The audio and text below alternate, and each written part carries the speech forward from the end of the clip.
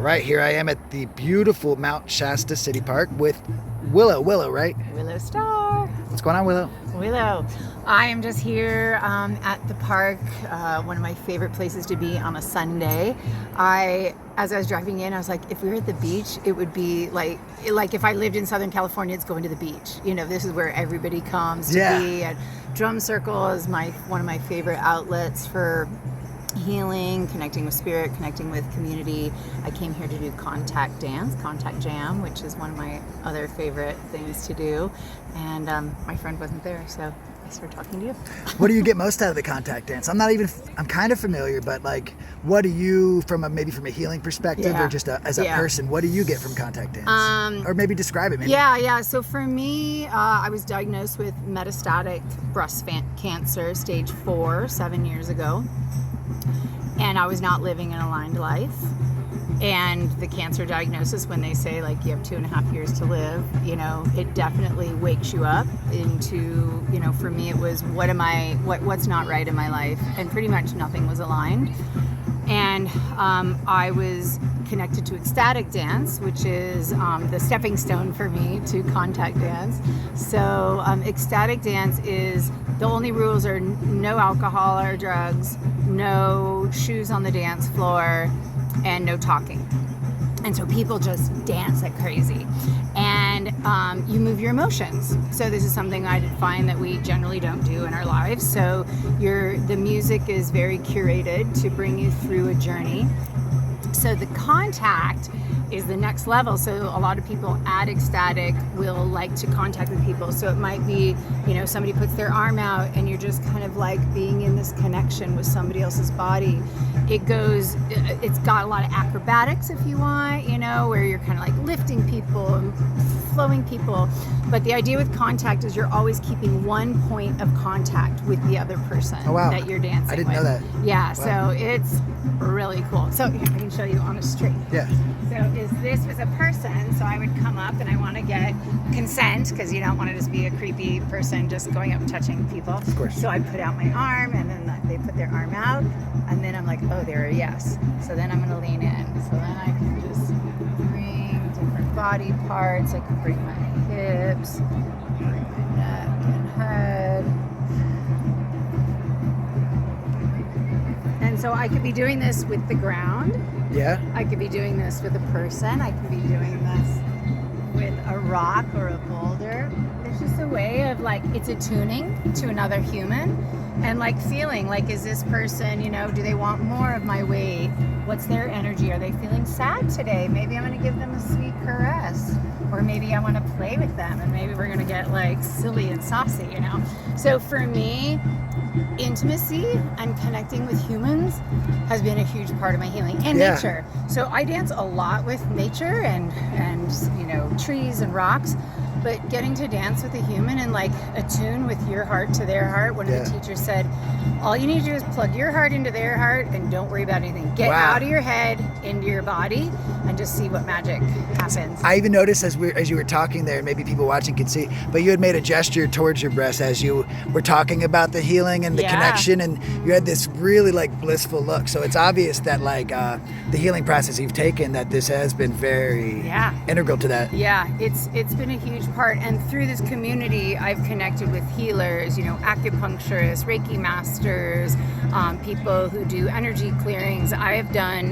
I feel like I've tried almost everything except for ayahuasca, but I've done a lot of plant medicines, a lot of energetic healing, a lot of spiritual healing. And then I lived in San Francisco my whole life. And Tell me about it. I was like, I will live and die in this town. It was just like, there's always something to do. There's, you know, I'm a club girl. I'm doing this, I'm doing that.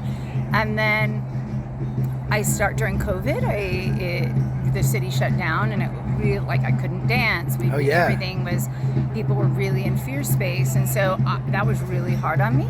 So I started coming up to Shasta in my van. 2020, I remember seeing you that year, 2020. That's when I first started coming up. Yeah, so I started coming up in 2020.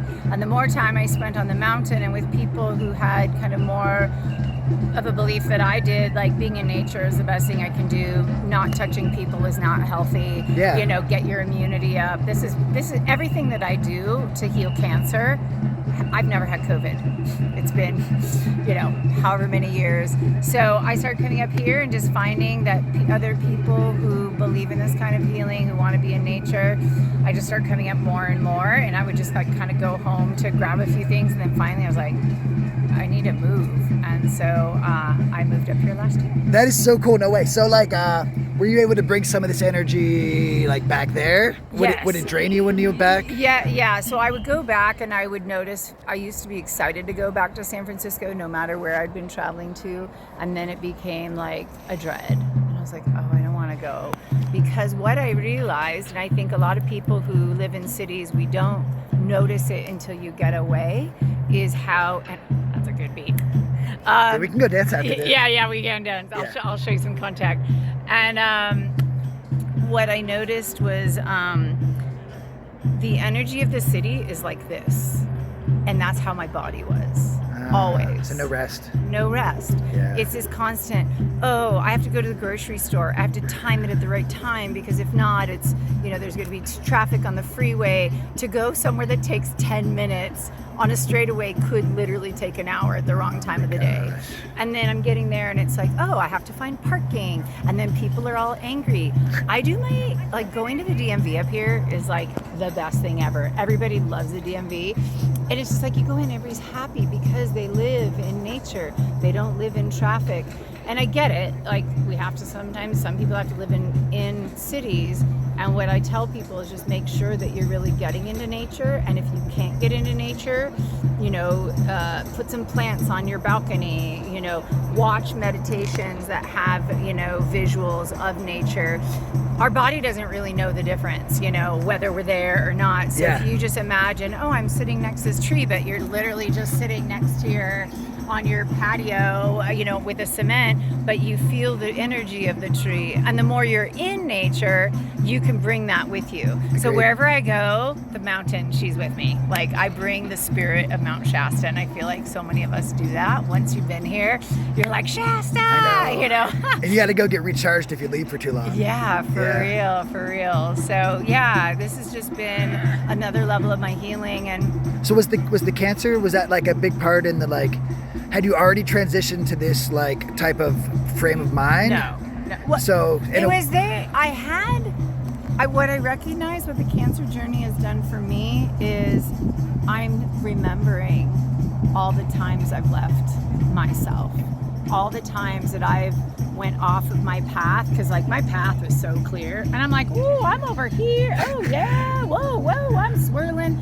And now it's like the cancer diagnosis brought me back, and I keep remembering like, I was making kombucha in 1990. Like, oh my gosh. Yeah, like I when I tasted it, whenever it was when it started getting popular, I was like, wait, I know this. And then I was like, I used to make that. I was a vegetarian. I knew that there was a higher being other than myself. I understood the power of nature, and I was just like, I'm in the city, I'm grinding, and I kind of would really keep getting away from myself. And so the cancer diagnosis, when they tell you have 2.5 years to live, it's a wake-up call. I can only imagine. What was that? I mean, I hate to be so personal, but was that just like a night you just go home and cry and like call a few people? My body just was like, woo! Did you immediately talk to people, or did you take some time to yourself first? It was interesting. I had just left my 25-year marriage because I knew I had cancer. I did not know it was stage 4, and it was so Stage serious. 4? Holy shit. Stage 4. You're awesome. I am. Awesome. Because it's like I'm not special. Everybody has this in them to heal. Yeah. I tell people this all the time. I think people look at me and they're like, oh, she's lucky. Oh, it's a one, she's the one in the million. No. The cancer I got, less than 5% of people get it. I'm like, I am pretty special that way, that I got the really weird, crazy cancer. But I actually I believe they're all the same. I don't believe any is more aggressive than this. It's just like what's in our internal body that we need to heal. Yeah. So when they told me that it was stage 4, I'd already left my marriage like 2 days before. And I was like, we need to be done. Because I felt the lump. I knew it was cancer. I didn't know it was stage 4. So it was crazy. I had met this young guy, and he was like in a sober living house, and he befriended me, and I was like, dude, and he's like half my age. I'm like, I'm a fucked up mess. Like, just leave me alone. He would not take no for an answer. And he's literally one of my best friends today. We had a small little lovership, and then... Oh, it doesn't have to be forever to be special. Yeah, no, and it was so beautiful because I had a date with him after I was going to the doctor, and then I think it's just nothing. You know, they were giving me the biopsy results, and so I went to pick him up, and I was like, fuck. Like, this woman, I've never met her before in my life. This oncologist, she's like, it's not what we hoped for. She's like, you have metastatic breast cancer, stage 4. Was it like when you see a bear in the woods and it takes like 5 seconds to react? Like, did you immediately? I went into what I noticed about myself, I'm very good I'm the one that holds shit together when everybody else is falling apart. Yeah. You know, when I was a kid and we would be drunk and the cops would come, I'm like, everything's fine, sir, keep moving along. And I was pretty stoic. And so I ended up, as she's telling me this, I just kind of felt myself going numb. And I was like, and I said, what does that mean? This is 2 minutes sitting down in her office. And she said, that means that this cancer will take your life. And this is my head. She doesn't know me. I was just like, I instantly rejected everything she was saying. And I just kept saying, I have the recording and I listen to it as like comedy now. Wow. Because I can just hear her, you know, saying these things. And I just kept saying, I have faith I'm going to be okay. I have faith I'm going to be okay. I have faith I'm going to be okay. And she's like, go get on disability. And I was like, why? Am I going to be sick? And she's like, well, just live your life. And da-da. And I was just like, fuck. So I then went to go meet this guy. And I was just like, dude, like, this is not a joke. This is really serious.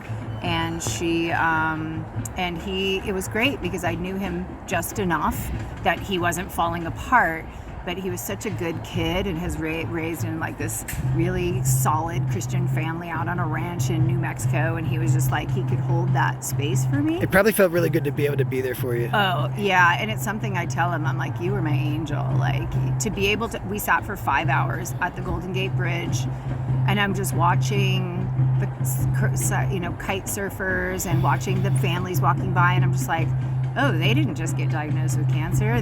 I was in a numb, I call it a pepper spray bubble. Yeah. I just felt like everything was like, and all I could think of is like, oh, they're fine. They're fine. And I was just like, whoa. And, you know, he would just say a few things, and I knew my family, my ex and my kids were waiting at the house to hear my results. And I knew that it was going to be really hard on them. Oh, I'm sure.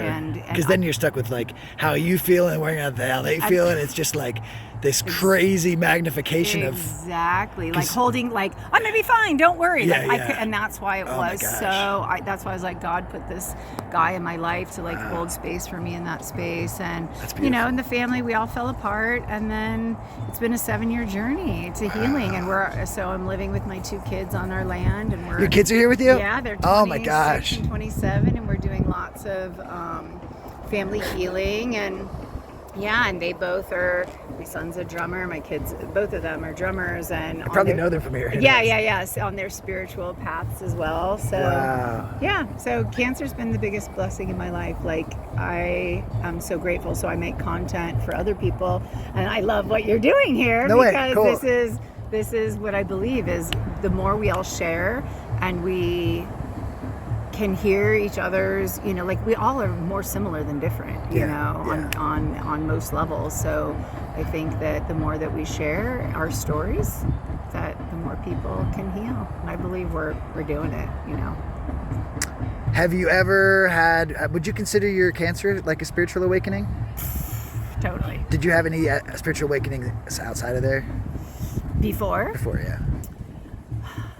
I wanted, like, it was always, like, it was stuff that, but I was like a 50s housewife. No way. Yeah. I was literally dinner on the table every night. I was in charge of everything at the kids' school. I drove to every field trip. I was, you know, the good wife. I made cookies for my ex's lunch every day. But I was like angry and like mad on the inside, and I used to punch people. Like, I would get in bar fights all the time. Right. I would drink and get really angry. Can I see those guns? Yeah. Oh, yeah. I've been shoveling snow all winter. I'm like all good. Cool. But yeah, cancer really taught me to be soft and to love myself. It was all in my liver, which is super, super rare. All the breast cancer traveled to my liver. No way. In Chinese medicine, your liver is your anger organ. It's where you process anger and resentments. And that's where it was like, I was not living my truth. I was not on my spiritual path that I knew. My ex was Catholic, and I didn't grow up with anything like that. So I was like, oh, there's something. But I was like, okay, this isn't for me. But I liked the ritual. I liked the community. Sure. And so, but I just noticed I was never in my, I was the mom to the kids. I was the wife to him. I was the daughter. I was the sister. You're always like a secondary role. You never had your own role. And I'm sure it meant, 100%. and I'm sorry, I'm cutting you off. No, but you're good. You probably didn't have you felt like you didn't have a real outlet for like a means of expression really, because you're stuck with all these other roles. And even if you did have like a chance to express yourself, by that time you're like worn out from everyone else's roles that they're putting you into. Exactly. And I think so many women and moms know this role, and not that men don't have their own issues in that, being providers, but we give up so much. We put our kids first, our husbands first, our families, everything. And for me, cancer was like, there's nobody to put in front of you but you. I know. Or you're not there. You won't be there to be there for these other people. It's hard though, because we're taught by society that putting yourself first is selfish, but I feel like it's not. It's self-love. And even in family situations, everyone figures you're supposed to put the child and then the spouse and then yourself, but that's why relationships suck. And it's easy for me to say I haven't been in one, but I've been single for 7 years. I've just literally opened myself up to dating only after really understanding that I have such strong boundaries in what I'm willing to sacrifice of myself. Like, I'm not here to compromise my beliefs and my values and my self-care for anybody else. I want to be in a complementary pattern with somebody else where we're lifting each other up, and I think the programming I'm still letting go of the programming. It's so strong in us to I know. In everywhere, in every part of our life. There's societal, and then there's what we're taught by our family. Exactly. Have you ever had that type of peer dynamic for extended periods in a relationship? That's a personal question. In what you were talking about, how like you were seeking that. Oh, have I found what I'm looking for in that? Even short term. Yeah. I have a lover that I've had for quite a few years, and that's like also something he has a partner and other lovers, and in my old life I'd be like, oh my God, that's disgusting, and who would do that? And oh my gosh, I've learned so much from them, and unconditional love and non-hierarchical love, and he is I'm friends very close to both of them, individually and as a couple. And I've been met, and he's helped me set a high bar. And I would never want him. It's good though. Yeah, I would never want him as my partner, because we're very different, and I'm like, I don't think I want to partner with all these different things going on. And I love him for expressing his true authentic self. He also had cancer because he didn't live his truth and kept marrying people and being monogamous when that wasn't in his. So now he's very ethical, and so he's really held space. And it's interesting, I wrote a book, it'll be out next year, called Tinder and Tarot, about my Tinder dating that this tarot lady told me to do when I got single and got cancer. And she was like, go out and date the rainbow, don't fall in love, learn your lessons. And I was like, okay. So I dated people that were not good for me specifically. Oh man. And then I'm like, so I won't fall in love with this addict or this, loser guy. And then I would. And I wouldn't fall in love, I would get attached. Attachment styles is like, I shout it from the rooftop. If you don't know your attachment style, look into it. So what were you seeking from your attachment at that point? So I was an anxious attachment style. That's what I deal with. I'm trying to work on it. Yeah, well, we can talk more about that. I think everybody's got an attachment style. A lot of times anxious and avoidant are attracted to each other. So this is me. Hi, you left me? Oh, yeah. Well, what are you doing today? I'm in your neighborhood. You want me to come over? And then everything I know. I'm like, oh my God, I'm shocked I didn't sleep in my car in front of this guy's house and be like, oh, you're a hero. How did I know that? You're a lady. And so that dynamic I was attracting was these avoidants who would want relationship, but it could only go so far. And when it got too intimate, they were like, "Oh, you don't see me anymore." But then you get in the yo-yo. Oh, and yo-yo, you're just the yo-yo. So you back off. You back off and they come for you. They come forward, and then you're like, "Okay, we're good." And then they're like, "Oh, I need space." Anything getting close to any level of seriousness in the past decade for me has been only that. Yeah. Have you learned? Have you researched? I've had a lot healthier partners in the past couple years, and I've researched, and I do a lot of research online. Yeah, there's it's just book about called Attached. All right, that I tell everybody. One of the guys that I was seeing, having a lot of sex with, I didn't want to be in a relationship with this guy, but I was like, what's next? Because we were, and he was so kind. And he was just like, hey, do you know about your attachment style? And I was like, what? I'm fucked up now? I'm the crazy one? What's wrong with me? Tell me. And I'm just pissed. And then I was like, no, I don't. And he says, oh, well, I come from an avoidant attachment style, and I've been working on it. This is how it shows up. And he's like, this book's really helped me. So I went home, and I was so angry, but I also knew that this guy was not trying to be a jerk to me. I felt that he was trying to help me. Yeah. So I one click, buy the book, start reading it.